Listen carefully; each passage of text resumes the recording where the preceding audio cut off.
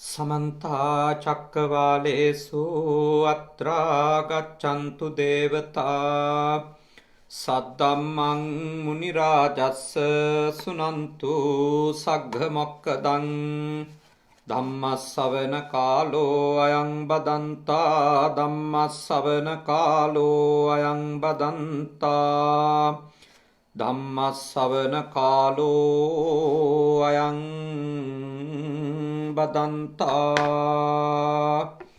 නමෝ තස්ස භගවතෝ අරහතෝ සම්මා සම්බුද්දස්ස නමෝ තස්ස භගවතෝ අරහතෝ සම්මා සම්බුද්දස්ස නමෝ තස්ස භගවතෝ අරහතෝ සම්මා සම්බුද්දස්ස. කාරුණික ශ්‍රද්ධාකාමී පින්වතුනි, අද අපේ පින්වත් පිරිස බුද්ධපුතුන් මුහුණු පොත සමග එකතු වෙලා සූදානම් වෙන්නේ තථාගත ලෞතුරා බුදුරජාණන් වහන්සේ දේශනා කරපු උතුම් ශ්‍රී සද්ධර්මයට අහුම්කම් දෙන්න. අද මේ උතුම් පින්කම සිද්ධ කරන්නේ මීට පෙර ආතුවත් සද්ධර්ම දේශනාවක් සිද්ධ කරපු පින්වත් පිරිසක් ටෙරන්ස් මැදවත් මහත්මාණන් පියා දීප්ති මැදවත් මහත්මිය අම්මා, එවැගේම බිනර මැදවත් නිකිනි මැදවත් කියන සොහොයුරා සහ සොහොයුරිය මේ උතුම් පින්කම අද දවසේ සිද්ධ කරන්නේ මීට මාස 6කට කලින් අභාවයටපත් වෙච්ච ඇසල චමුදිත මැදවත්ත ආදරණීය පුතුණුවන්ට නාලන්දා විද්‍යාලයේ 2020 වසරේ ක්‍රීඩානායක ලෙස කටයුතු කරපු, එවැගේම ආදි ශිෂ්‍යයෙක් ලෙස සහ ශිෂ්‍ය නායකයෙකු වශයෙන් වගේම සෞඛ්‍ය දාන වැනි සංගම්වල ක්‍රියාකාරී දරුවෙක් විදියට කටයුතු කරපු ඒ දරුවෙකුට පින් අනුමෝදන් කරන්නට තමයි මේ උතුම් පින්කම සිද්ධ කරන්නේ. මිට පෙරත් ඒ දරුවා වෙනුවෙන් අපි සද්ධර්ම දේශනාවක් සිද්ධ කරන්නට යෙදුණා. ඉතින් අද මේ පින්කම සිද්ධ කර දෙන ලෙස ඒ මෞතුමිය පියතුමාගේ සහෝදරියගේ සොහොයුරාගේ ඉල්ලීම අනුව බොහෝම ශ්‍රද්ධාවෙන් අපිට ආරාධනා කරා. මේ දරුවා ඊටාම දක්ෂ වගේම ගුණ ධර්ම තිබිච්ච ඊටාම වාසනාවන්ත යහපත් දරුවෙක්. තරුණ කාලෙදී උසස් පෙළ ලියන කාලෙදී තමයි මේ දරුවා අභාවයටපත් වෙන්නේ. හොඳට බණ අහපු, හොඳට පින් දහම් කරපු, ඒ වගේම සමාජයට, රටට, ලෝකෙට ගොඩාක් සේවයක් කරන්නට හීන දැකපු දරුවෙක්. ඒ හින්දාම අද වෙනකොට ඇසල ෆවුන්ඩේෂන් කියලා ඒ දරුවගේ නමින් දෙමව්පියෝ, සහෝදර සහෝදරියෝ, නෑදෑයෝ, ගුරුවරු, පාසලේ යහළුවෝ මේ සියලු දෙනා එකතු වෙලා පදනමකුත් පිහිටවාගෙන ලොකු සමාජ මෙහෙවරකුත් ඒ පදනම මාර්ගයෙන් සිද්ධ කරනවා. මොකද එය ඇසල චමුදිත දරුවා ජීවත් වෙන කාලේ හිතපු එකක්. කවදා හරි දවසක මේ විදියට සමාජයට ඉගෙන ගන්න දරුවන්ට, රෝගීව ඉන්න දරුවන්ට, දුෂ්කර පළාත්වල ජීවත් වෙන අයට තමන්ගේ නෑදෑයෝ එක්ක, යහළු යෙහෙලියෝ එක්ක එකතු වෙලා උදව් කරන්න ඕන කියලා. ඉතින් ඒ අරමුණ ඒ දරුවාගේ අභාවයෙන් 6 මාසයක් ගත වෙනකොට දෙමව්පියෝ, ගුරුවරු, නෑදෑයෝ, යහළු යෙහෙලියෝ එකතු වෙලා බොහෝම ලස්සනට සිද්ධ කරගෙන යනවා. ඒකත් ඒ දරුවට ගොඩාක් පින් සිද්ධ වෙන දෙයක්. තරුණ කාලෙම එහෙම යහපත් උතුම් සිතුවිලි සහිතව දරුවෝ කටයුතු කිරීම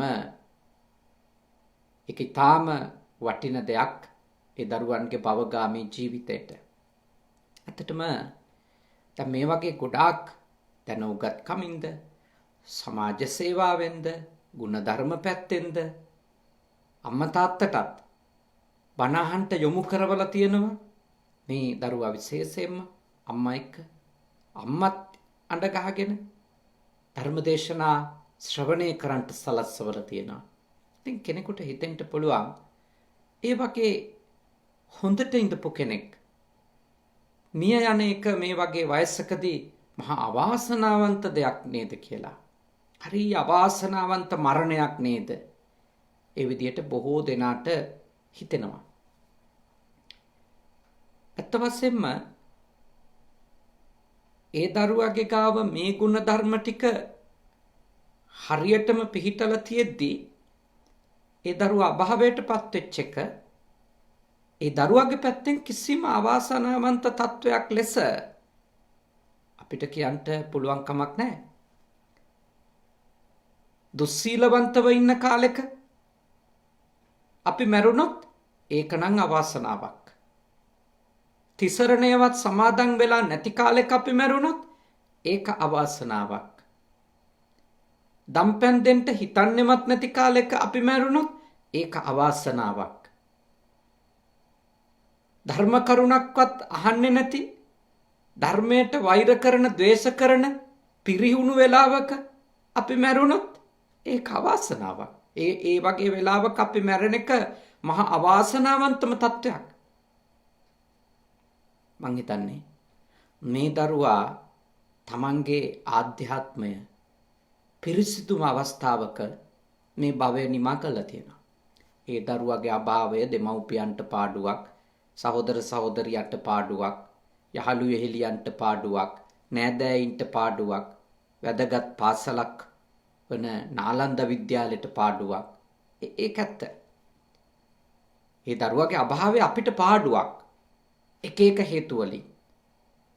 ඒත් ඒ දරුවා හිත පිරිසිදු කරගෙන ඉඳිද්දී, යහපත් පැත්තට හැරිලා ඉඳිද්දී ඒ දරුවගේ භව ගමන නිමා කරලා තියෙන එක කිසිසේත්ම අවාසනාවන්ත, හරීම පවක් පළ දුන්නා වගේ එහෙම කියලා අපිට කියන්න පුළුවන් කමක් නැහැ. මොකද ඉතින් 80ක් 90ක් ආයුෂ භුක්ති විඳින අය ඒ වයසේදී මරුණොත් ඒක වාසනාවන්ත මරණයක්ද? 80ක් 90ක් වෙනකන් තියෙන ඔක්කොම දුස්සීල වැඩ කර කර, පෞකාර කටයුතු කර කර ලෝකෙට, තමන්ට, ගමට, රටට, ගෙදරට ඔක්කොටම වදයක් වෙලා, කරදරයක් වෙලා ඉඳලා 80 දී මැරිලා ගියොත්, 90 දී මැරිලා ගියොත් ඒක වාසනාවන්තද? ඒකද හොඳ මරණය? නැත්තම් දවසක් හරි සීලවන්තව, ගුණවන්තව, ධර්මානුධර්ම ප්‍රතිපත්ති පූර්ණේ කරමින් ඉඳලා ඒ අතරතුරේ මිය ගියොත්ද හොඳ? බෞද්ධයෙකුට නම් හොඳ. එහෙම ආධ්‍යාත්මය ඊටාම ඉහළ තත්වයක පවත්වගෙන ඉන්න වෙලාවක අපි මරණයටපත් වෙන එක. මොකද අපි භව ගමනේ මාර්ගඵල ලබලා රහත් උනේ නැතොත් අපි තව භව ගමනේ උපදිනවා. අපිට තියෙන්නේ මේ ආත්මේ ප්‍රශ්න විසඳ ගන්න විතරක් නෙමෙයි, අපිට තිබෙනවා සසර ගැනත් හිතන්න. ඉතින් මං හිතනවා ඒ ඇසල පුතා මා සිත කරපු ධර්මදේශනා අඛණ්ඩව මහපු පොයේ දවසට වගේම YouTube වල ඒ හැම එකකම මගේ දේශනා හොයාගෙන ශ්‍රවණය කරපු, ඒ තුලින් ජීවිතේ ගොඩනගා ගන්නට උත්සාහයක්, වීරියක් දරපු, යථාර්ථය දකින්න වීරියක් දරපු දරුවෙක්. ඒ නිසා ඒ දරුවගේ අභාවය අවාසනාවන්ත හෝ ඒක නරකම වෙලාවක සිද්ධ වෙච්ච මරණයක් ලෙස කාටවත් කියන්න බෑ.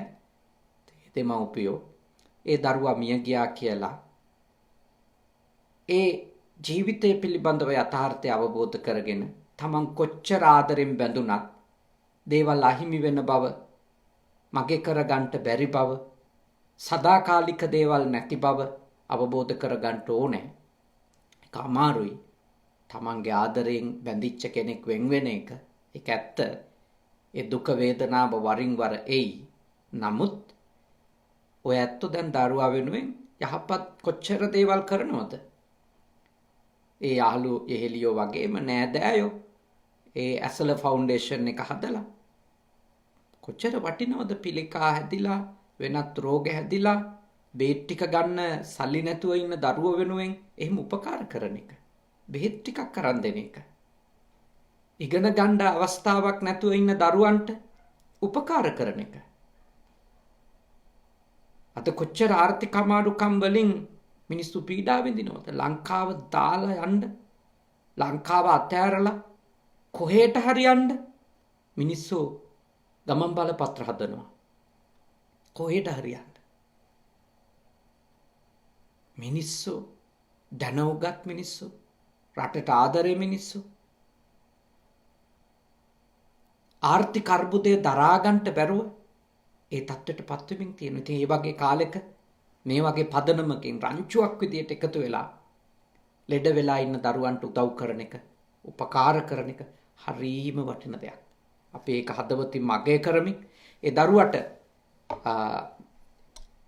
මතු ඉක්මන් භවයකදී උතුම් නිවනම අවබෝධ වේවා කියන ප්‍රාර්ථනාව එක්ක අපි අද ධර්ම මාතෘකාවට අපේ අවධානය යොමු කරනවා. මොකද ඒ කරුණු විශේෂයෙන් සිහි කළේ තරුණ දරුවෙක්, තරුණ කාලේ දුවෙක් පුතෙක් මිය ගියාම ඔය වගේ අදහස් පවුලේ දෙමව්පියන්ට උනත් හිතෙන්න පුළුවන්, නෑදෑයින්ට ඇතිවෙන්න පුළුවන්, අසල්වාසීන්ට, යහළු යෙහෙලියන්ට කාටත් හිතෙන්න පුළුවන්. නමුත් ධර්මානුකූලව ඒව දිහා බැලුවාම අපිට අපේ හිත නිවැරදි පැත්තට අරගෙන මරණ ධර්මය ගැන තේරුම් ගන්නට පුළුවන් වෙනවා. අද අපි කතා කරන්නේ සූත්‍ර ධර්මයක්. හරි වටින සූත්‍ර ධර්මයක්. මේ අපේ ජීවිතේ එක එක්කෙනා ගැන අපේ අදහස් කියන්න යනවනේ. අපේ අදහස් කියන්න යනවා බාහිර පුද්ගලයෝ ගැන. මනුෂ්‍යයට ස්වභාවිකවම එහෙම අන් අය ගැන අදහස් පළ කරන්න කැමැත්තක්, උනන්දුවක්, අවශ්‍යතාවයක්, ආසාවක් තියෙනවා. ඉතින් මේ අදහස් පළ කිරීම නිසා සමහර වෙලාවට අපි තාම යහපත් මිනිස්සුන්ගේ, ගුණවත් මිනිස්සුන්ගේ ජීවිත විනාශම කරලා දාලා තියෙනවා. සමහර තාම අයහපත් දුර්ගුණ සහිත මිනිස්සු ඉහළම තලවලට මතු කරලා පෙන්වලා තියෙනවා. ඒ දෙකෙන්ම අපි අපරාධකාරයෝ වෙනවා. ගුණවත්, යහපත්, ඇත්තටම උතුම් කෙනෙකුගේ ජීවිතය පහළට හෙලා දාන එකත් අපේ අදහස් වලින්, ඒ වගේම අයහපත් දුර්ගුණ සහිත කෙනෙකු අපේ වචන වලින් මතු කරන එකත් දෙකම අපි කරන වැරදි අයහපත් දේවල්. අන්නේ ගැන බුද්ධ භාෂිතය සරලව කිව්වොත් අනුන් ගැන කතා කරනවා නම් කොයි වගේ පදනමක පිහිටලද අපි කතා කරන්න ඕනේ. අනුන් ගැන අදහස් පළ කරන්න ඕනේ කොයි වගේ පදනමක පිහිටලද කියන එක තමයි අද දේශනාවේදී සාකච්ඡා කරන්නේ. පඨම කත සූත්‍රය අංගුත්තර චතුක්ක නිපාතයේ තිබෙන ඊටාම වටින සූත්‍ර දේශනාවක්. එහි මේ විදියට තථාගතයන් වහන්සේ දේශනා කරනවා. මහණෙනි, සතර කරුණකින් යුක්ත වූ අව්‍යක්ත වූ අසත්පුරුෂ බාලයා විසින් නුවණැත්තන්ට දොස් සහිතයෙක්ද උපවාද සහිතයෙක්ද බොහෝ අකුසල්ද රැස් කරනවා. ඒ කියන්නේ අනුවණයා නුවණැත්තන්ගෙන් ගොඩක් ගර්හාවට ලක් වෙන දේවල් ටිකක් කරනවා. ඒ වගේම එයා පෞත් රැස් කර ගන්නවා. ඥානවන්තයෝ අනුවණයෙකුගේ සතර ආකාර හැසිරීම හින්දා ගොඩක් දොස්වලටත් ලක් වෙනවා. ප්‍රඥාවන්තයෝ අගය කරන්නේ නැති තත්ත්වයටපත් වෙනවා. කවුද ඒ? පළවෙනි කෙනා නොදැන කිව්වේ විමසීම් වශයෙන් නොදැන නොබැසගෙන නුගුණ කිය යුත්තහුගේ ගුණ කියයිද. කවුද අකුසල් රැස් කරගන්න කෙනා? පළවෙනි එක්කෙනා. ප්‍රඥාවන්ත මිනිස්සුන්ගේ දෝෂ දර්ශනයට ලක් වෙන අය කවුද? නුගුණ කියන්න ඕනි අයගේ ಗುಣ කියනවා. කොහොමද? නොබැස නොවිමසා. ඒ කිව්වේ අපිට පුළුවනිද කාගේවත් ජීවිතේ ළඟින් ආශ්‍රය නිශ්‍රය නොකර අපිට පුළුවන් කමක් තියනවද කාගේ හරි ගුණ ගායනා කරන්න? මතු පිටින් දැකලා. අන්න එහෙම කවුරු හරි කෙනෙක් එක දවසක්වත් ළඟින් ආශ්‍රය කළේ නැතුව, කිසිදු ආකාරයක විමර්ශනයක් නැතුව, ප්‍රත්‍යක්ෂ අවබෝධයකුත් නැතුව ඔබ තව කෙනෙකුගේ ಗುಣ කියනවද? ඒක ඔබ කරන වැරද්දක්. ඇයි? ඇත්තටම එයා දුර්ගුණ සහිත කෙනෙක් නා. පස්පව් කරන, දස අකුසල් කරන, සමාජයටත් තමන්ටත් අවැඩ කරන කෙනෙක් නම් මුකුත් හොයන්නේ බලන්නේ නැතුව, කිසිදු විමසීමක් නැතුව, එයාගේ ඇත්ත ජීවිතය ගැන එක දවසක්වත් කරුණුකාරණා තේරුම් ගන්නේ නැතුව කවුරු හරි කෙනෙක් ಗುಣ කිය යනවා කියන්නේ කොච්චර වැරද්දක්ද? කෙනෙක් ආයේ ඇයි ඒක වැරද්දක් වෙන්නේ? ඉතින් කාගේ හරි ಗುಣ කීමට, එහෙම ගුණයක් කිව්වම හරි නැති ගුණයක් හරි අපි කිව්වා කියලා මොකද්ද වැරද්ද? නැති ගුණ අපි කියනකොට මතක තියාගන්න ඕන, අපි ඒකෙන් අනිත් අයව අස්ථානයෙහි යොදවනවා. වැරදි තැන්වල සමාදන් කරනවා. වැරදි තැනක කෙනෙක් සමාදන් කරවීම, වැරදි තැනකට කෙනෙකු යොමු කරවීම, වැරදි කෙනෙකුට කෙනෙකු අඳුන්වලා දීම හොඳ කෙනෙක් විදියට කොච්චර ලොකු නරකක්ද යාට කරන.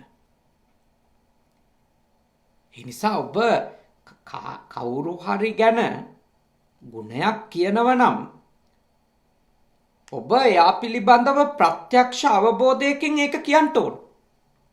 ඇත්තටම දුර්ගුණ සහිත, ඇත්තටම අයහපත් එක්කෙනෙක් හොඳ එක්කෙනෙක් විදියට ඔබ මතු කරලා තව කෙනෙකුට එහෙම අඳුන්වලා දෙනවා නම් ඔබ කරන්නේ අනිකව කොච්චර ලොකු අසීරුතාවයකට පත් කිරීමක්ද? ඒ හින්දා ඔබ දන්නව නම් දුර්ගුණ සහිතයි කියලා කවදාවත් කටපියන් ඉන්න ಗುಣ කියන්න යන්න එපා. කිසිම ගුණයක් නැති මිනිස්සෙකුගේ දකින්ට පැහැදිලිව ප්‍රත්‍යක්ෂ වශයෙන් අඳුන ගන්නට ඇයි අපි එහෙම ಗುಣ ගායනා කරන්නේ? සමහර විට ඔය එහෙම කරන අය ඒගොල්ලෝ දන්නව ඇති දෙයක් නැහැ කියලා. කිසිම ගුණයක් නැහැ කියලා ඒගොල්ලෝ හොඳටම දන්නවා. හැබැයි දැනත් හරි ಗುಣ තියෙන විදියට මතු කරනවා. ඒ හින්දා තව බොහෝ දෙනා සදාකාලිකවම ඒ කියවීම් වලට, ඒ මතුරන දේවල් වලට දිගින් දිගටම අහලා හරි ගුණවත් ඇති, හරි යහපත් ඇති, හරි උතුම් වෙන්න ඇති කියලා රැවටෙනවා. ඕක මිනිස්සු සම්බන්ධයෙන් විතරක් නෙමෙයිනේ. ඒ ප්‍රසිද්ධ අයට ලැබෙනවනේ අවස්ථා. ව්‍යාපාරිකයෝ විසින් නිර්මාණය කරන දේවල් හෝ වෙළඳ පොළට නිෂ්පාදනය කරලා දාන දේවල් අඳුන්වලා දෙන්න. නාලු නිලියන්ට, ක්‍රීඩක ක්‍රීඩිකාවන්ට, ගායක ගායිකාවන්ට මේගොල්ලොන්ට ප්‍රසිද්ධ වුණාම මේ අවස්ථා හම්බ වෙනවා. ඉතින් සමහර වෙලාවට ඒගොල්ලෝ අපේ රටට අඳුන්වලා දීපු දේවල් තියෙනවා වශයෙන්ම ඒගොල්ලෝ සමාජයේ හොඳ මහත්තුරු ලෙස නෝන මහත්මීන්ලා ලෙස සමාජයේ එයාලගේ ශේස්ත්‍රයේ හිටියට ඒගොල්ලොන්ගේ කටින් වර්ණනා කර කර අඳුන්වලා දීපු දේවල් තියෙනවා බොහෝ අයගේ ජීවිත විනාශ කළා දාන. දරුවෝ පිළිකා රෝගීන් බවට පත් කරන. සමාජය මුලා කරන කොච්චරනම් දේවල් වලට මිනිස්සු සල්ලි නිසා පෙනී හිටලා තමන්ට හම්බ වෙන ගාන හින්දා පෙනී හිටලා කවදාකවත් තමන්ගේ ළමයෙකුට පොවන්නේ නැති දේවල් අනුන්ට පොවවන්න, අනුන්ගේ දරුවන්ට පොවවන්න තමන්ගේ ප්‍රසිද්ධිය වචන පාවිච්චි කරනවාද? කවදාකවත් තමන්ගේ දරුවන්ට කන්න දෙන්නෙත් නැති, තමන් කන්නේත් නැති දේවල් දරුවන්ට දිය යුතුම, පවුලේ අය කෑ යුතුම දේවල් ලෙස පෙන්නලා මතු කරන අය ඉන්නවද? ඒගොල්ලොන්ට සමහර විට මේ සමාජයේ ඒ තියෙන ප්‍රසිද්ධිය ඒවා මේවා හින්දා ඒගොල්ලොන්ට සතුටින් මේ ආත්මෙ ඉන්න පුළුවන් වෙයි. හැබැයි ඥානවන්ත මිනිස්සු අනුවණයන්ට ඕවා තේරෙන්නේ නැහැ නිතින්. ගොඩක් මිනිස්සුන්ට මේ කරන්නේ ක්‍රීඩාවක් කියන එක තේරෙන්නේ නැහනේ. මේ කරන්නේ වෙළඳාමක් කියන එක මිනිස්සුන්ට තේරෙන්නේ නැහනේ. හැබැයි ප්‍රඥාවන්තයෝ දන්නවා මේ මෙයා අඳුන්වලා දෙන දේ, මේ මෙයා අපිට ගන්න කියලා කියන එක කොච්චර වසද, කොච්චර විසද කියලා. ඥානවන්තයෝ කවදාවත් ඒ වගේ මිනිහෙක් දැක්කට අගය කරන්නේ හෝ ප්‍රශංසා කරන්නේ නැහැ. මොකද හේතුව ඒගොල්ලෝ දන්නවා මෙයාගේ මේ වැඩ කරන්නේ දරුණු දුර්ගුණයක්. මෙයා හොන්දටම නරකයි කියලා දන්න දේවල් දන්නේ වගේ හරි හොඳයි කියලා සමාජයට අඳුන්වලා දෙනවා. ඒ වගේ මිනිස්සු කොහොමද මහත්තුරු වෙන්නේ? ඒ වගේ මිනිස්සු කොහොමද හොඳ නෝනලා වෙන්නේ? වැදගත් වෙන්නේ කොහොමද? මනුෂ්‍ය ජීවිතය එක්ක එහෙම සෙල්ලම් කරනවා නම් දරුවෝ එක්කනේ, දරුවෝ එක්ක, දරුවෝන්ගේ අහිංසක සිතුවිලි එක්ක, ආසා එක්ක සෙල්ලම් කරනවා නම් ඒ මිනිස්සු යහපත් මිනිස්සු වෙන්නේ නැහැ, කොච්චර ප්‍රසිද්ධ වුණා. ඉතින් තාම හොඳට මේක තේරුම් ගන්න ඕන. දේවල් අඳුන්වලා දෙද්දිත් නේ, දේවල් අඳුන්වලා දෙද්දිත්, පුද්ගලයෝ අඳුන්වලා දෙද්දිත් අපි කාටවත් තියෙන වගකීමක්. අපි ළඟින් ඉඳන් ආශ්‍රය නොකරපු මිනිස්සු ගැන අපි කොහොමද හරි හොඳ මිනිස්සු, හරි උතුම් මිනිස්සු, වටින මිනිස්සු කියලා අපි සමාජයට ඒගොල්ලෝ අඳුන්වලා දෙන්නේ කොහොමද? ඒකේ පීඩා කොච්චර සමාජේ පස්සේදී විඳිනවද? ඔය ගොඩක් ප්‍රසිද්ධ අය, හාමුදුරුලා ගොඩක් අය අමාරුවේ වැටෙන්නේ. හරියට එක දවසක්වත් ළඟින් ඉඳන් ආශ්‍රය කරලත් නැති, ඇත්ත ගතිය දන්නේත් නැති, සමහර වෙලාවට නිකම් මතු පිට දේවල් ටිකක් බලන් ඉඳලා ඇති කරගත්ත මනස්කාත ඇතුලේ සමහර පුද්ගලයන්ව අහසටම ගෙනහිල්ලා අගය කරන්න ගිහිල්ලා සමාජ නායකයෝ කරන්නට ගිහිල්ලා කොච්චරද විඳවනවද? නින්දා අපහාස විඳිනවද? බැනුම් අහනවද? ඒ තමයි දුර්ගුණ සහිතද කියලා දන්නේ නැතුව, හරි අවබෝධයක් නැතුව මේ මිනිස්සු කරන්න පුළුවන් කපටිකම් වංචාවල් මොනවද කියලා හරි තේරුම් ගැනීමක් නැතුව අපි අනිත් අයට හරි ගුණවත් අය ලෙස, හරි උතුම් අය ලෙස එහෙම අඳුන්වලා දෙන්න යන්න හොඳ නැහැ. කොයි මිනිහගේ දෙපැත්තක් තියනවා කෙලෙස් සහිත නම්,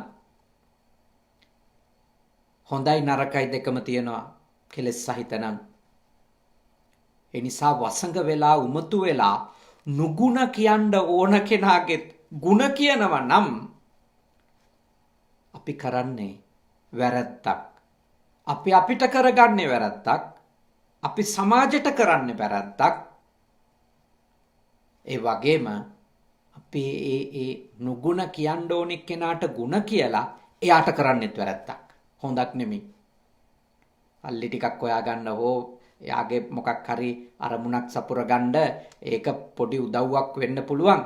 හැබැයි එයා කවදාවත් ඊට පස්සේ වෙනස් වෙන්නේ නැහැ. එයා දිගටම දුර්ගුණ තියාගෙන එයාගේ ಗುಣම අහනකොට දිගටම එයාට රැවටෙනවා. අම්මෝ ඇත්තටම මම හරි ගුණවත්නි කියලා එයාටත් හිතෙන්න ගන්නවා. මොකද එච්චරටම එයාගේ ගෝලබාලයෝ කරන ඒ මුග්ධ වර්ණනා වලින් එයාත් රැවටෙනවා. මං හරි හොඳ කෙනෙක් කියලා එයාත් හිතා ගන්නවා. බෝධිසත්වයෙක් වගේ කියලා කියනකොට බෝධිසත්ව ගුණ අහලකින්වත් ගියපු නැති මිනිහෙක් දිගු කාලයක් ඔය වචනේ ඇහුවොත් ඕ මමත් බෝධිසත්වයෙක් තමයි කියලා හිතාගන්න. ඉතින් ඒකේ මිනිහට කරන ලොකුම නරක. නැති ගුණයක් තියෙන බව එයා ඒත්තු ගන්නවා. භයානක දෙයක් ඒක. නැති ගුණයක් තියෙනවා කියලා එයාට හිතෙන එක කොච්චර භයානකද? ඊළඟට සමාජයට ඒත්තු ගන්නවනේ ඒක කොච්චර භයානකද? ඒකයි පව් පිරෙනවා කියලා බුදුහාඳුරුවෝ වදාළේ. හරි පරිස්සම් වෙන්න. හරි පරිස්සම් වෙන්න අපිට කවුරු හරි ගැන කියන්න තරම් තේරුමක් අවබෝධයක් දැනුමක් ඒව නැත්තම් කටපියන් ඉන්න එක හොඳයි. මම හරි හමන් අවබෝධයක් නැහැ කියන එක හොඳයි. දුර්ගුණ ගොඩාක් තියෙති එක්කෝ ඒවා දැනගෙන එහෙම නැත්තම් ඒවා නොදැන ඇත්තටම දුර්ගුණ බහුල කෙනෙක් ගුණවත් කෙනෙක් ලෙස සමාජයට එලි දැක්වීම අතිශයින් වැරද්දක්. නරක දෙයක්. පුදුම පරිස්සම් වෙන්න ඕන. ඊළඟ කාරණේ නොදැන නොබැසගෙන ಗುಣ වැනිය යුත්තහුගේ අගුණ කියයි. හරියට කරුණු කාරණා විමසලා බලන්නේ නැතුව හරියට තොරතුරු දන්නේ නැතුව ඇත්තටම ගුණයක් කියන්න ඕන එක්කෙනාගේ දුර්ගුණ කියෝ ඉන්නවා. හරි සොයා බැලීමක් කරලාද ඔයා ඔය බනින්නේ කියලා හුවොත් නෑ කියන Facebook එකේ තිබුණලු. ඉතින් Facebook වල තියෙන ඔක්කොම ඇත්තද? මේ පට්ටපල් බොරු ප්‍රචාරය වෙන එකක් නේ Facebook කියන්නේ බහුතරයක්. 10%ක්වත් මේවයි ප්‍රචාරය වෙන ඒවයි දාන ඒවයි ඇත්ත තියද කියලා හිතන්න. කොච්චර බොරු තියෙනවද? අසත්‍ය කරුණු. YouTube එකේ තිබුණා. YouTube එකේ මාතෘකා දාන්නෙම YouTube කරන පොඩි උන් හෝ වැඩිහිටියෝ සල්ලි ගාණක් හොයාගන්න පුළුවන් විදියටනේ මාතෘකාව දාන්නෙම. මාතෘකාව දාන්නෙම එහෙමයි. ඉතින් මොකක් හරි චූටි කෑලි ටිකක් ෆොටෝ ටිකක් අමුණලා දැම්මම ඒගොල්ලොන්ට views වැඩි වෙන්න සල්ලි හම්බ වෙනවා. ඒක තමයි යථාර්ථය. බලනායක ප්‍රමාණය වැඩි තරමට සල්ලි හම්බ වෙනවා. මම දැක්කා එක පොඩි එකෙක් පහුගිය දවසක ස්තුති කතාවක් කරනවා. ඒ ස්තුති කතාව කරන්නේ කාටද? බැනපු උන්ට. ඕගොල්ලෝ වැඩිපුරම මට බැනලා කමෙන්ට් කරපු නිසා මට සල්ලි හොයාගන්න පුළුවන් වුණා. එතකොට හිතන්න අද ඔය නූතන තාක්ෂණයෙන් සල්ලි හම්බ කරනවා කියලා ගොඩක් අයගේ ඇත්ත කතාව ඕක. ඉතින් ඕවයි තියෙනේ ඔක්කොම ඇත්ත කියලා පිළි අරගෙන ඉන්න තරම් අහන මිනිස්සු මොලේ නැති මිනිස්සු වෙන්න එපා. අරකේ තිබුණා මේකේ තිබුණා මට නම් කෙනෙක් තව කෙනෙක් ගැන කිව්වොත් මම අහන්නේ ඔයාට පුළුවන්ද ඒක එහෙමයි කියලා ඔප්පු කරන්න? එහෙම වුණොත් මම පිළිගන්නවා. නැත්තම් මට කියන්න දෙන්න එපා. මොකද මේ සමාජයේ මිනිස්සු හොඳයි කියන්නේ දන්නේ නැතුව නරකයි කියන්නේ දන්නේ නැතුව. දන්නේ නැතුව කියන්නේ එක දවසක්වත් ළඟින් ඇසුරු කරන්නේ නැතුව. එක දවසක්වත් ළඟින් ඇසුරු නොකර අපි කොහොමද හොඳයි කියන්නේ? එහෙම කියන්න බෑ. එහෙම කියපු ගමන් ඒ මනුස්සයාට එයා යහපත් කෙනෙක් නම් ඇත්තටම එයා නරකයි කියලා අපිත් අනිත් අය කියන්න වගේ ගිරව් වගේ කියෝ යන්න ගියොත් තාම හොඳ යහපත් මෙහෙවරක් කරන්න පුළුවන් මනුස්සෙක් විනාශ කරලා දාන්න පුළුවන් එකේ. ඊළඟට හරි හොඳයි කියලා බහුතරයක් දෙනා කියනකොට අපිත් මෝඩයෝ වගේ කියවන්න ගත්තොත් හරිම වටිනවා හරිම හොඳයි කිය තාම කෛරාටිකයොන්ට අපිත් රැවටිලා අනිත් අයවත් රවට්ටන තත්ත්වයටපත් කරනවානේ. ඒ නිසා හොඳට තේරුම් ගන්න. හොඳට අවබෝධ කරන් ජීවත් වෙන්න. තමන්ගේ කටින්දා තාම යහපත් මිනිස්සු විනාශ වෙන්න. තාම යහපත් මිනිස්සු සමාජයේ ඉස්සරහට ඇවිල්ලා තවත් අපරාධ සහ වැරදි කරන්නත් අපි අවස්ථා හදලා දෙනවා. ඒක කරන්න හොඳ නැහැ. ඒක වැරද්දක්. ඒක සමාජයට කරන, ඒ අදාළ අයට කරන, අපිට කරගන්න වැරද්දක්. අපි දුර්ගුණයක් සහිත දෙයක් ගුණවත් කියලා මතු කරන එකත් ගුණයක් සහිත දෙයක් දුර්ගුණ සහිතයි කිය මන්තරයක් වගේ මතුරලා විනාශ කරලා දාන එකත් නේ දෙකම වැරද්දක්. ඒ වැරද්ද කරන්න එපා. දැන්වත් නේද? දැන් ගොඩාක් අත්දැකීම් ලැබලා තියෙනවා. දැන් මට අවුරුදු 41ක්. ඔබටත් ඒ වගේ 30 40 වෙලා ඇති. අපිට දැන් ගොඩක් අත්දැකීම් තියෙනවානේ. පරිස්සමින් අදහස් පළ කරමු. සිහිනුවණින් අදහස් පළ කරමු. කරුණු දැනගෙන විමසලා බලලා අදහස් කියමු. එහෙම නැති වුණොත් අපි අපිට වගේම ලෝකෙටත් ලොකු වැරදි කරලා තියෙනවා. ලොකු වැරදි අපේ අතින් වෙන්න පුළුවන්. අයහපතක් අපේ අතින් වෙන්න පුළුවන්. යහපත් අය අයහපත් අය ලෙස මතු කරන්න යෑමත් අයහපත් අය ඉතාම යහපත් අය ලෙස මතු කරන්න යෑමත් ඒ දෙකම වැරදි. ඒ දෙකෙන්ම වැරද්දක් වෙනවා. ඊළඟට තුන්වෙනි එක නොදැන නොබැසගෙන නොපහදනට නිසි කරුණෙහි පැහැදීම උපදවයි. ඒ කිව්වේ දේවල් වලනේ. ඒක පහදින්න හොඳ නැති දේවල් වල පැහැදීමක් ඇති කරවන්නට කවුරු හරි කටයුතු කරනවා නම් ඒක වැරද්දක්. පහදින්න හොඳ නැති දේවල් වලට පහදවන්න අපි අපේ අදහස් පළ කරනවා නම් හරියට කරුණු කාරණා දන්නේ නැතුව ඔයත් මේක කියවන්න ඔයත් මේක මේ තේරුම් ගන්න ඔයත් මේක අනුගමනය කරන්න කිය නොකල යුතු දේවල් වල මිනිස්සු යොදවනවා. ප්‍රසාදයක් ඇති කරන්නට හොඳ නැති දේවල් වල මිනිස්සුන්ගේ පැහැදීම ඇති කරවන්න දඟලනවා නේ. ඒක ලොකු වැරද්දක්. ඒක ලොකු වැරද්දක්. ඒ කියන්නේ පුද්ගලයෝ විතරක් නෙමෙයි. දර්ශන, මතවාද, අදහස්, ආකල්ප නේ. ආකල්ප මේ වගේ දේවල් අනිත් අයට අපි ඇති කරවන්නට කටයුතු කරද්දී පුදුම පරිස්සම් වෙන්න ඕන. මොකද අපි අපේ ප්‍රසිද්ධිය හෝ කීර්තිය හෝ අපිට කටක් තියෙනවා වචන එළියට එනවා ඒ අවස්ථාව හෝ පාවිච්චි කරලා නැත්නම් අපිට මේ Facebook ගිණුමක් තියෙනවා YouTube channel එකක් තියෙනවා ඔය වගේ මේ මාධ්‍ය අවකාශයක් හරි පාවිච්චි කරලා අපි අනිත් අයට අඳුන්වලා දෙන්න හොඳ නැති දෙයක් අඳුන්වලා දෙනවා නම් ඒක අපි කරන වැරද්දක්. වැරදි තැනකට අපි සමාදම් කරවලා අපි එකෙන් අනිකට ලොකු අපරාධයක් කරනවා.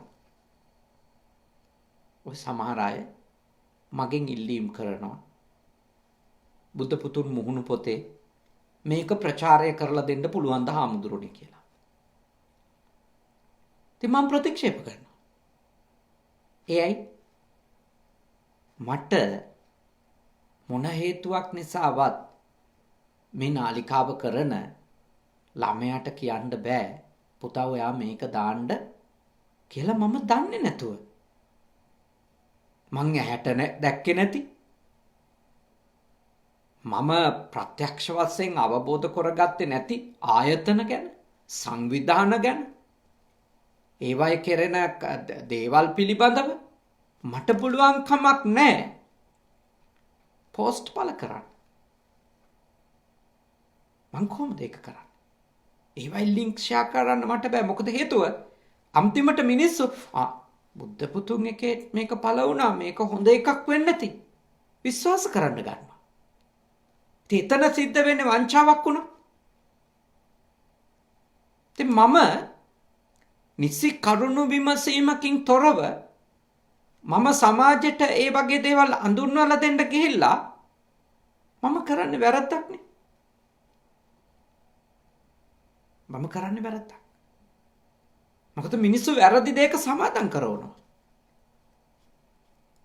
කියන්නේ අපි දෙයක් ෂෙයා කරනවා නම් ඒක ගැන ප්‍රත්‍යක්ෂ අවබෝධයක් අපිට තියෙන්න ඕනේ.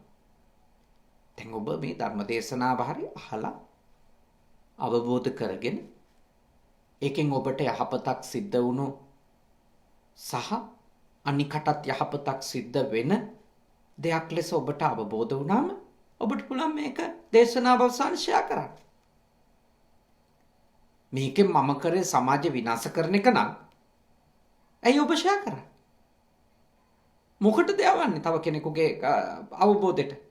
තව කෙනෙක්ගේ ඔළුවට ඒ වගේ අදහසක් අපි ඇතුල් කරන්න ඕනද? අපි දැක්කේ නෑ වගේ අහක බලන් යන්න ඕන. දකින්න ඔක්කොම ෂෙයා කරන්න ඕනේ නෑනේ. මේක හරි දෙයක්, මේක නිවැරදි දෙයක්, මේකෙන් මෙලොවටත් හොඳයි, මේකෙන් පරලොවටත් හොඳයි කියලා තේරුණොත් අපි ෂෙයා කරනවානේ. අනිත් අයටත් අහන්න, ඔයත් අහන්න. මේක හොඳ එකක්. ඒ කියන්නේ අපි පහදින්ට සුදුසු දෙයක විතරමයි කෙනෙකු පහදවන්න ඕන. පහදින්ට සුදුසු නැති දෙයක නේ. පහදින්ට සුදුසු නැති දෙයක කෙනෙක් පහදවන්න හොඳ නැහැ. මතක තියාගන්න එක. ඒක අපි කරන වැරද්දක් බව. ඒක අපි කරන නරක අයහපත් ක්‍රියාවක් බව හොඳට මතක තියාගන්න ඕනේ. ඒකෙන් පව් පෙරෙනවා. ඒකයි භාග්‍යවතුන් වහන්සේ මේ දේශනාව කියන්නේ. ඒ කියන්නේ පහදින්ට හොඳ නැති දේවල් වල පහදවනවා කරුණු වල. ඒක වැරද්දක්. ඊළඟට පහදනට නිසි කරුණෙහි අප්‍රසාදේ උපදවනවා නම් පහදින්ට හොඳ දෙයක් දැක්කම ඒක ගැන කලකිරවනවා නම් ඒක එපා කරවනවා නම් ඒක අපි කරන වැරද්දක්. ඒ කියන්නේ හරි දේ තුල පහදවන්න අපි කටයුතු කරන්නේ නැතුව හරි දෙය ගැන අප්‍රසාදයක් ඇති කරවන්න අපේ වචන දායක කරනවා නම්, අපේ හැකියාව දායක කරනවා නම්, අපිට තියෙන මාධ්‍ය අවකාශය දායක කරනවා නම් අපි කරන්නේ වැරද්දක්. අපි කරන්නේ වැරද්දක්. ඒ නිසා මා ඔබට යෝජනා කරනවා හරි දේනේ. හරි දේ ප්‍රචාරය කරන්න දායක වෙන්න.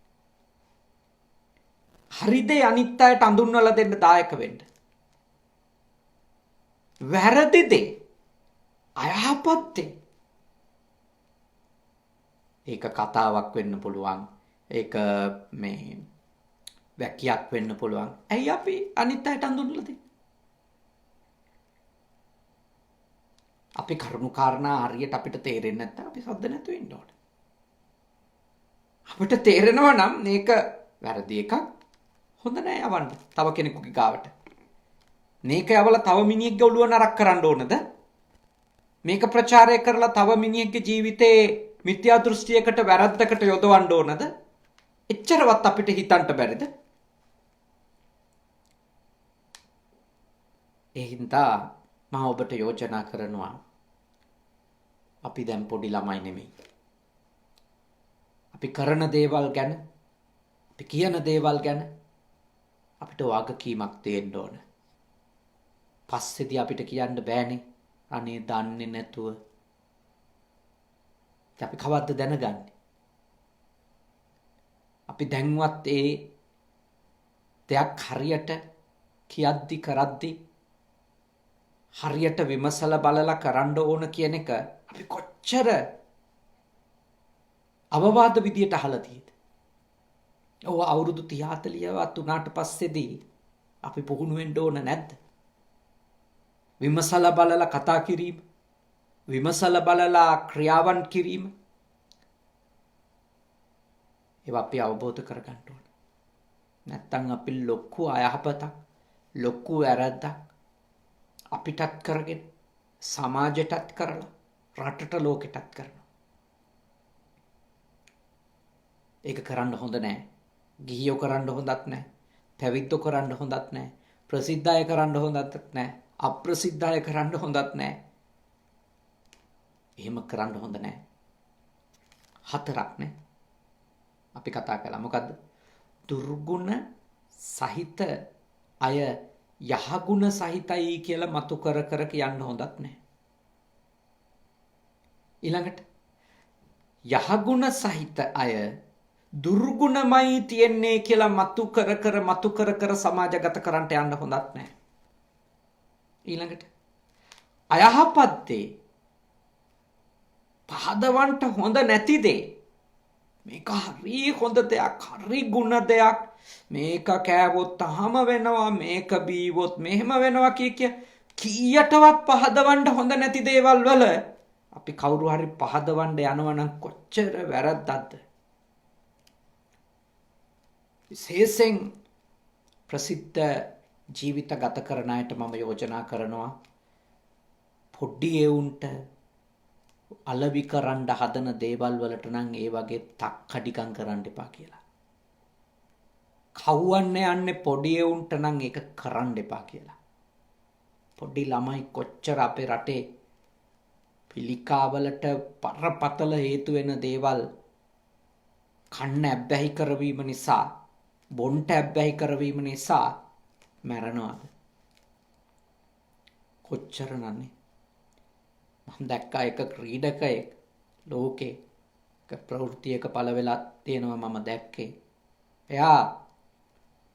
එයාගේ මේ ප්‍රවෘත්ති සාකච්ඡාවකට එනවා.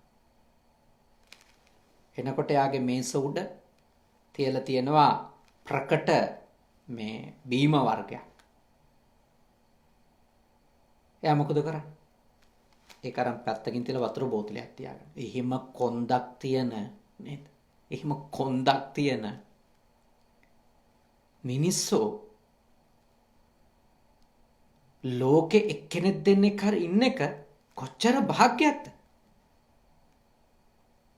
තමන්ගේ ප්‍රසිද්ධිය හෝ තමන්ට තියෙන හැකියාව පාවිච්චි කළා මිනිස්සුන්ට විස පොවන්න නැතිනේ.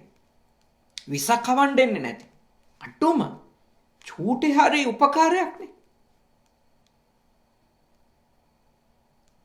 මේව තේරුම් ගන්න. හොඳට අවබෝධ කරගන්න.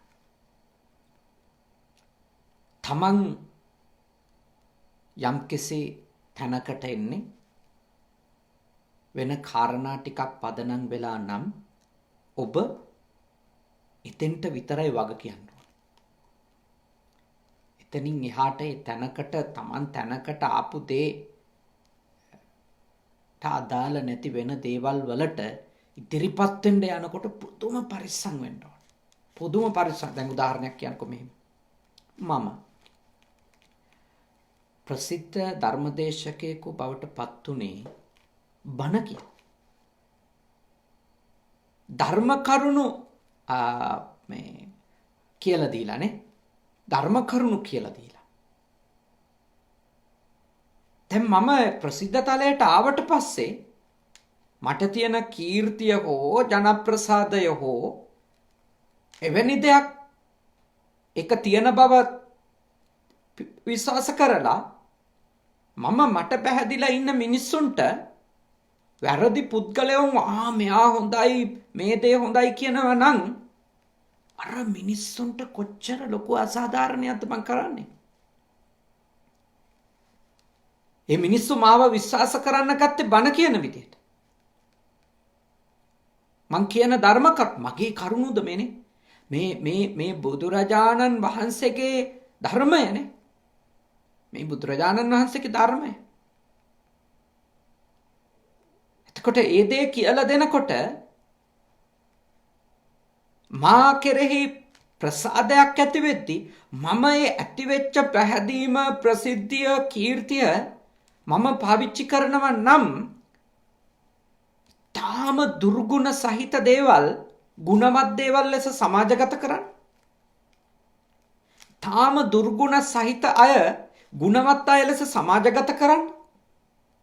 ඊළඟට මම මේ ධර්මදේශකෙක් විදියට මට ලැබුණු ප්‍රසිද්ධිය කීර්තිය පාවිච්චි කරනවා නම් ඊටාම ගුණවත් දේවල් නේ ඊටාම ගුණවත් දේවල් අයහපත් කියලා සමාජගත කරන්න.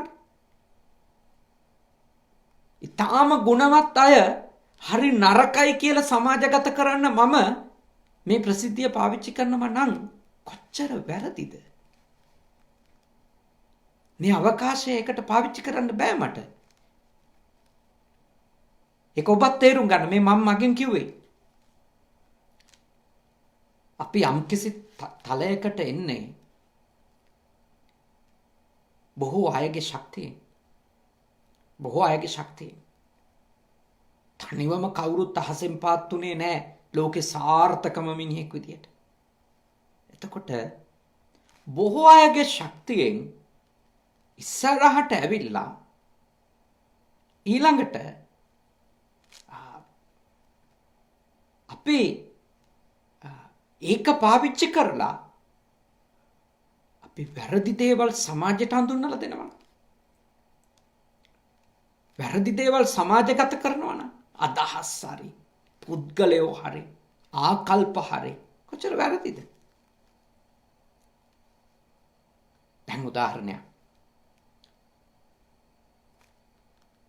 ප්‍රසිද්ධ භික්ෂුවක් නිසා කවුරු හරි කෙනෙක් මගෙන් ඇහුවොත් දරුවන්ට අධ්‍යාපනය ලබා දෙද්දී අපි හදන්න යන ප්‍රතිපත්ති ගැන ඔබ වහන්සේට අදහසක් කියන්න පුළුවන්ද?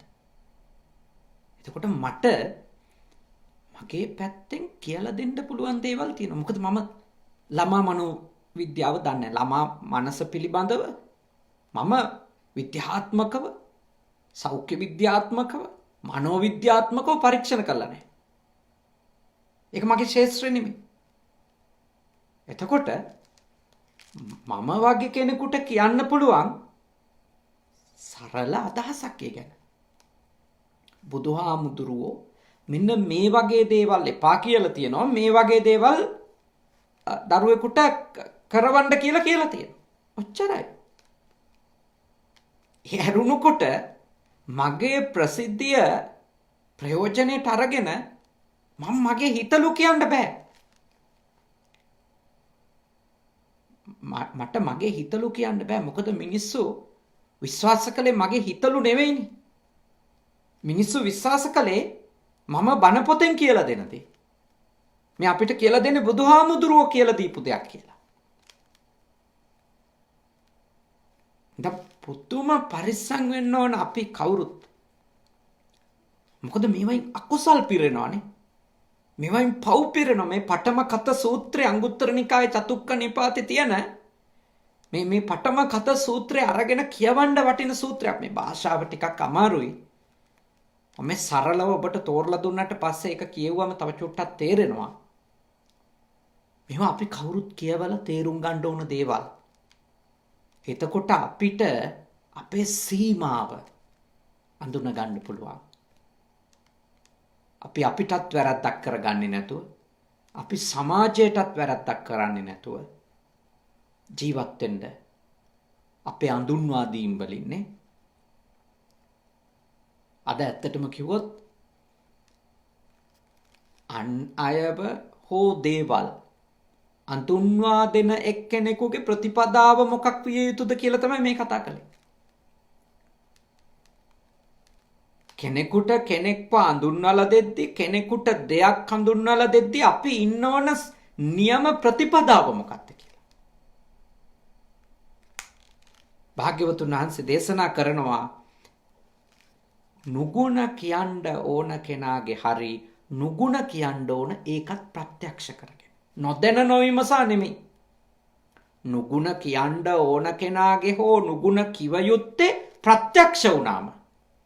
එහෙම නුගුණ කියන්න එයා ආශ්‍රය කරන්න එපා. දන්න හින්දා කියන්නේ අවබෝධයෙන් ඔප්පු කරලා පෙන්වන්න පුළුවන්. ආශ්‍රය කරන්න එපා. එහෙම දුර්ගුණයක් කියන්න ඕන කෙනාගේ දුර්ගුණ කියන්න එපා. දේවදත්ත හාමුදුරුවෝ දුර්ගුණ සහිතයි. ඉතින් දේවදත්ත හාමුදුරුවෝ ආශ්‍රය කරන එක එයා සත්පුරුෂ ධර්මයක් තියෙන කෙනෙක්. එයා ආශ්‍රය කරන්න එපා කියලා බුදුහාමුදුරුවෝ දේශනා කළා. එයි එයා නුගුණ කිව යුතුයි. එයාගේ තියෙන නුගුණ ටික එයා ආශ්‍රය කරන්න යන අයට කියලා දුන්නේ නැතොත් එකෙන් වෙන්නේ ඒ ආශ්‍රය කරන අයටත් ඒ අදාළ කෙනාටත් දෙන්නටම හානියක්. නුගුණ කිව යුතු තැනක් තියෙනවනම් ඒක පෙන්වලා දෙන්න ඕන. මෙන්න මේ වගේ දෙයක් තියෙනවා. මේක මගේ අත්දැකීම, මේක මගේ ප්‍රත්‍යක්ෂය. මෙයාගේ මේ දුර්ගුණ එක්ක ඔයා ලං වෙන්න යන්න එපා. ඒක මේ ප්‍රසිද්ධියේ අරයව විනාශ කරන්න, එයාගේ දුර්ගුණ තියෙනවා කියලා එයාව විනාශ කරන්න මේ මාධ්‍යයට ඇවිල්ලා කරන්න ඕන එකක් ලෙස නෙමෙයි මේ කියන්නේ. කවුරු හරි කෙනෙක් එවැනි දුර්ගුණ තියෙන කෙනෙක්ව ප්‍රත්‍යක්ෂ වශයෙන්ම එක Tamanට අවබෝධ වෙලා තියෙනවා නම් ආශ්‍රය කරන්න යනකොට අපි කියලා දෙන්න ඕන නෑ. එයා හරියන්නේ නෑ. ඔයා පරිස්සම් වෙලා ඉන්න. එහෙම කියලා දෙන එක යුතුයකමක්. එහෙම කියලා දුන්නයි කියලා කිසි වැරද්දක් නැහැ. මොකද නුගුණ තියෙනවනේ. ඒ දුර්ගුණ එක්ක එයා ආශ්‍රය කරන්නේ යෑමෙන් මෙයත් විනාශ වෙනවනේ. කරුණාවෙන් දයාවෙන් ඒක කියලා දෙන්න ඕන. මං කියන්නේ ලෝකෙට නම් ඕවා කියලා දෙන්න යනවට වඩා අඩුම තමන්ගේ දරුවොන්ටනේ තමන් හොඳට දන්නවා නම් මෙයා මේ විදිහේ ගති සහිතයි ආශ්‍රය කරන්න දෙන්න එපා. කියන්න බෑ. ආශ්‍රය කරන්න එපා. අවබෝධයෙන් දැනගෙන කරුණු ඇතුව කියලා දෙන්න. මේ හින්දා එපා කියලා. ළඟට තමන්ගේ ළඟ ඉන්න කෙනෙක්, තමන්ගේ සමීපයෙක් වැරදි දහමක, වැරදි දර්ශනයක, වැරදි දෙයක සමාදන් වෙන්න යනවා නම් කියලා දෙන්න ඕනේ එපා. මේ දර්ශනය වැරදි. මේ අදහස වැරදි. මේ කාරණා නිසයි මේක වැරදි. තෝරලා දෙන්න ඕන. තෝරලා දීලා පහදින්න හොඳ නැති තැන පහදින්න යන එක වළක්වන්න ඕන. ඒ වගේම ಗುಣ සහිත කෙනාගේ ಗುಣ කියලා පහදවන්න ඕන. ಗುಣ සහිත කෙනාගේ ಗುಣ කියලා. හැබැයි ಗುಣ සහිත කෙනා කියලා කිව්වේ ඇත්තටම අපි අවබෝධ කරගත්තු, අපි ඇසුරු කරලා දැනගත්තු ಗುಣ සහිත කෙනාගේ. ඒ ಗುಣ ටික හඳුන්වලා දීලා එයා ආශ්‍රය කරන්න කියවට කමන්නේ. අපි යම්කිසි කරුණක් ධර්මයක් ප්‍රගුණ කරලා ඒ ප්‍රගුණ කරගත්ත දහම නිසා අපිට ලැබෙන සැනසීමත් එක්ක අපි අනිත් එක්කෙනාටත් එවැනි ධර්මයක් හඳුන්වලා දෙන එක, එවැනි දර්ශනයක් තෝරලා දෙන එක කොච්චර වටිනවද? ඒක කරන්න ඕන. ඒක කළ යුතුයි අපි. ඒත් හැබැයි තමන් එය දැනගෙන, එය දැකගෙන, විමසලා, තේරුම් අරගෙන, ප්‍රත්‍යක්ෂ කරගෙන.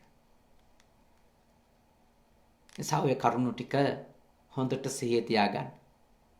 ජීවිතය යහපත් කරගන්න මේ ලෝකය තුල අපරාධකාරයෙක් නොවි ජීවත් වෙන්න, අපායට වැටෙන පව් කරගන්නේ නැතුව ඉන්න ගොඩාක් උපකාරවත් වෙන මේ කරුණ. මේ තථාගත දේශනා අංගුත්තර චතුක්ක නිපාතේ තියෙන පඨම කත සූත්‍රය තමයි අද අපි ඉගෙන ගත්තේ. මම ඔබට කිව්වා ඊයේ පංචක නිපාතෙන් බණක් කිව්වා. මම දවසට සූත්‍රයක් තෝරගන්නවා. ඒ ඔබට අවශ්‍ය දේවල් තියෙන එක. ඔබට ප්‍රගුණ කරගත්තොත් විශාල යහපතක්. බුදුහාමුදුරුවන්ගේ හැම වචනයක්ම වටින දේවල්.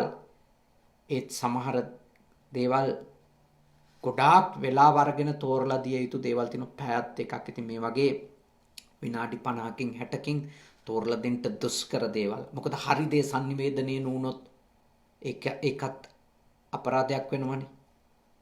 නිසා කෙටි කාටත් තේරුම් ගත හැකි, තේරුම් ගත්තම මෙලොව පරලොව යහපත සැලසෙන, දුකින් නිදහස් වෙන්න උපකාරයක් වෙන දේවල් අපි වරින් වර මේ විදියට දේශනා ඇතුලේ සාකච්ඡා කරනවා. ඉතින් ඔබත් හොඳට ඒවා ශ්‍රවණය කරන්න ඕනේ. අද දවසෙත් මේ උතුම් දේශනාව සිද්ධ කළේ වාසනාවන්ත පින්වන්ත දරුවෙකුගේ අභාවයෙන් මාස 6ක් ගත වෙන අවස්ථාවේ ඒ අසල චමුදිත පුතණුවන් මැදවත් පුතණුවන් ඒ දරුවා අභාවයට පත් වෙලා මාස 6ක් වෙන්නේ. ඒ ආදරණීය පියාණන් ටෙරන්ස් මැදවත් මහත්මයා, ආදරණීය අම්මා දීප්ති මැදවත් මහත්මිය, ඒ වගේම ඒ දරුවට තව සහෝදරයෙකුත් සහෝදරියෙකුත් ඉන්නවා. බිනර මැදවත්ත සහ නිකිනී මැදවත්ත කියන ඒ දරුවෝ දෙන්නත් එකතු වෙලා ඇසල ෆවුන්ඩේෂන් නමින් ඒ දරුවාගේ නමින් ඇති කරපු පදනමක් තියෙනවා. ඒකේ දරුවා දැක්ක හීනයක්. ඒ පදනමේ පිරිසත් සම්බන්ධ වෙලා බොහෝම ශ්‍රද්ධාවෙන් අද මේ උතුම් පින්කම සිත කළේ ආරණිකේතන භික්ෂු පුහුණු මධ්‍යස්ථානයේ වැඩ වාසය කරන මහා සංඝ රත්නයට මේ පුතාට පින් සිද්ධ වෙන්නට දම්පැන් සකසා ගන්නට අවශ්‍ය කරන සියලුම ප්‍රතිපාදනයන් සූදානම් කරලා ඒවා පූජාවන් සිද්ධ කරලා අද මේ දේශනාවත් බොහෝම ශ්‍රද්ධාවෙන් සිද්ධ කළා. මං හිතන්නේ ජීවිතයේ කෙටි කාලයක් ජීවත් වුණත් හරිම වාසනාවන්ත යහපත් ලෙස ඒ කෙටි කාලය දරුවෙක් විදියට එයා ජීවත් වෙලා තියෙනවා. ඒ ගෙවපු ජීවිතය තුළ එයා බොහෝ පින් කුසල් සිද්ධ කරගන්නට ඇති.